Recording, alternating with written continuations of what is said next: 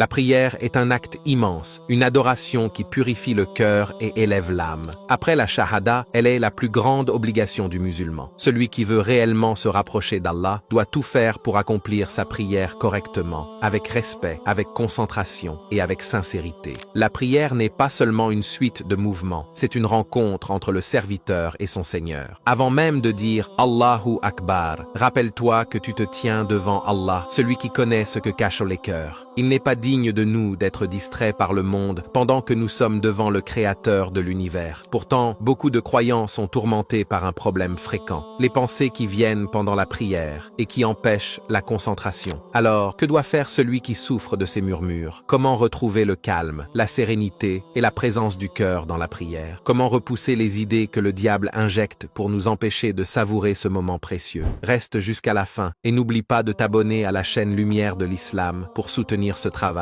qui te rapproche d'Allah. La valeur de la prière est immense. Le prophète Muhammad, que la paix soit sur lui, nous a enseigné que la prière est une lumière, une preuve et un salut pour celui qui la protège. Et celui qui la délaisse se prive de cette lumière et risque d'être ressuscité parmi les pires personnes. Le jour du jugement, la première chose sur laquelle chacun d'entre nous sera jugé, c'est la prière. Si elle est correcte, ses autres œuvres le seront aussi. Mais si elle est corrompue, alors toutes ses actions seront affaiblies. La prière est le miroir du cœur. Si elle est droite, ton cœur l'est aussi. Si elle est négligée, le reste de ta foi s'affaiblit sans que tu t'en rendes compte. La clé du succès dans la prière, c'est la concentration, la vraie présence du cœur. Une prière sans concentration est comme un corps sans âme. Le prophète Muhammad, que la paix soit sur lui, disait durant son inclinaison, « Ô Allah, c'est pour toi que je m'incline, c'est en toi que je crois, c'est à toi que je me soumets. Mon ouïe et ma vue se prosternent devant toi. » Le véritable recueillement, c'est quand ton cœur comprend ce que ta langue récite, quand tes gestes deviennent des actes de soumission et non des mouvements mécaniques. C'est quand chaque verset pénètre ton esprit, quand chaque prosternation rapproche ton âme d'Allah. Mais les murmures du diable viennent souvent perturber cette tranquillité.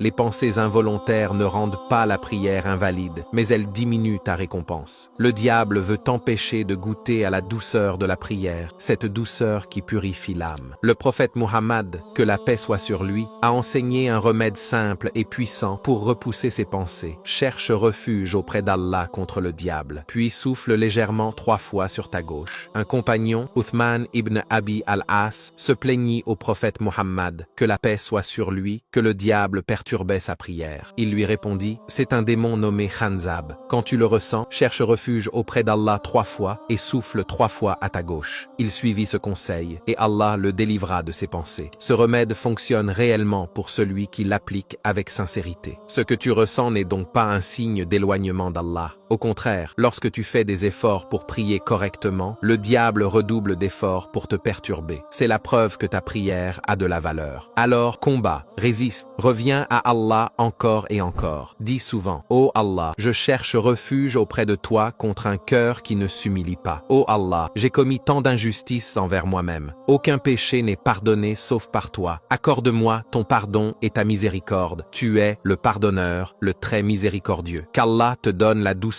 de la prière, la concentration, la lumière et la stabilité. Et si ce rappel t'a été utile, n'oublie pas de t'abonner à la chaîne Lumière de l'Islam pour nous soutenir et recevoir plus de rappels.